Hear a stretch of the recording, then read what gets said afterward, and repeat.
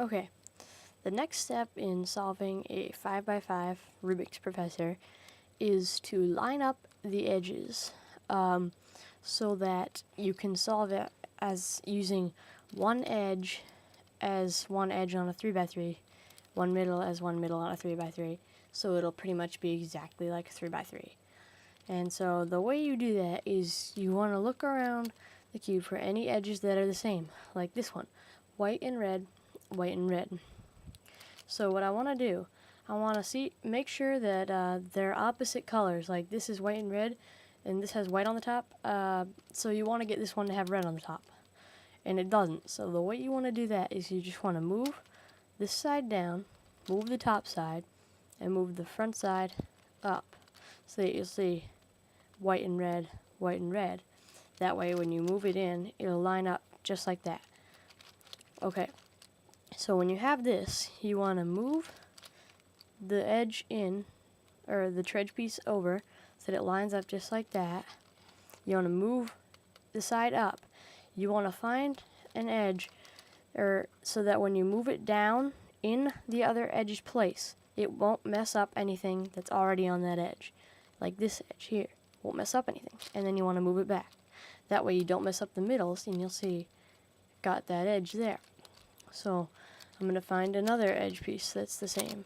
Here's another one, white and red, white and red. And again, they're the same color on the top. You want them to be different. So you'll just move this side down, move that side up, move that side up, or front, counterclockwise, whatever you want to do. And you want to get that piece in there so that when you move it over, it'll line up just like that.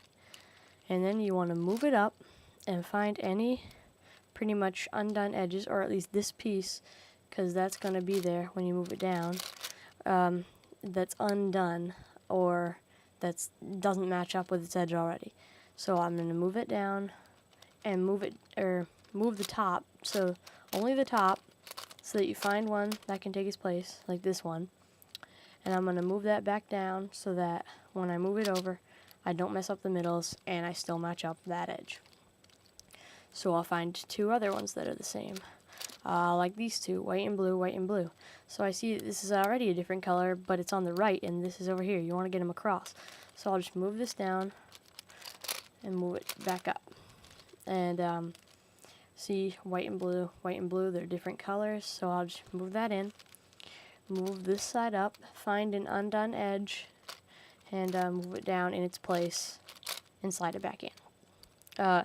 These two trudge pieces are the same, pink and greens, and they're the same color, so I'm going to do that. And then I'm going to move it over so that these two will match up, and find an undone edge to take its place. These two are the same, so I'll move that up, move it in to take its place, move the side up, find an undone one to take its place, and move it back. And these two are the same, So you just do that with all the edges, and eventually you'll break it down to, if you're lucky, you'll break it down to all of them solved without any problems at all. But quite often you'll have cases where there's only one or two left, and I'm going to show you how to fix that now, because you can't do your normal trick, which I'll show you now. Okay, eventually when you're working on the edges, you'll break it down until you have two or one edges left to do. In this case, I have two. Now, you could spend a bunch of your time, memorizing these really long algorithms to fix these two, or you could do a simple trick that I figured out. Okay, you can't do what you would normally do and move it in and slide it up, because there are no other edges to take its place on either side. So what you would do then is you'd move it so that it's the opposite of what you would normally want it to be. Normally you'd want to slide this in down here. Now you want to slide it in right there. So what you're going to do, you're going to slide that in, move it up, and take any solved edge already there and put it back down in its place. Then you're going to look up at this piece. It should have one of the pieces for the last two. It's this one. So I'm gonna move it onto the side while keeping this other unsolved edge in my view. So now I see this piece here. So if I were to move it in and try and replace it with this unsolved one, it still wouldn't work because this piece is not solved, or is solved already, and you don't want to mix that up. So what you would do, you would turn it so that it's with these two edges here, it's on the top right, and then you move the right side like that, move the top side, and move the right side back. Basically what you just did is you switch this around.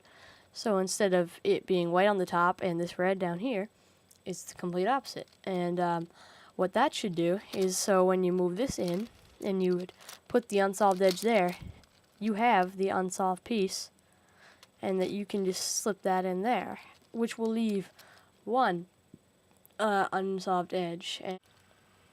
Okay, if you have one unsolved edge, which you will sometimes, if you do my trick for the last two edges, you might not have it, and then again you might have it. So anyway, the way to fix if your edge is flipped is to do this algorithm. Both right faces, both right faces 180 degrees, back face 180 degrees, up face 180 degrees, both left sides clockwise, up face 180 degrees, both right sides counterclockwise, up face 180 degrees, both right sides clockwise, up face 180 degrees, front face 180 degrees, both right sides clockwise, front face 180 degrees, both left sides counterclockwise, back face 180 degrees, and both right faces 180 degrees. And that'll flip this edge correct. Sorry if I did that a little fast, but yep, that's how you do that. And then you should get all these edges so that they line up just like that. And you can solve it from here just like it's a 3x3, pretending this edge is one whole edge piece and this middle is one whole middle piece. And using that, you'll be able to solve it just like it's a 3x3. And there are no parodies that can happen while solving it like a 3x3, unlike the 4x4. Also, a little message, the trick I showed you can also apply for the 4x4 with the last two edges. That can work for the 4x4 too. So if you don't feel like memorizing, even though it is a kind of short algorithm for the last two edges on the 4x4, if you don't feel like memorizing it, don't bother. You can just do the trick I showed you with this, only, you know, a little differ between the two cubes. But other than that, you should be able to solve the cube just like it's a 3x3. And yeah, and that's how you do it. So yeah, I hope to be coming out with some more tutorials soon. I'm trying to get more Rubik's items. Don't have that much money right now, you know, but I hope to get a V-Cube 6 and 7 and make a review and some tutorials for them. And I also hope to get a Megaminx and a Pyraminx. And those are two funky looking puzzles. Megaminx, I've heard, is a lot like a 3x3, only it's just, you know, 12 sides instead of 6, I guess. But the Pyraminx is like a pyramid. Try to figure that one out. And but anyway, if I can figure those out, I will come up with a tutorial for you guys. And I'll catch you all later. Bye bye.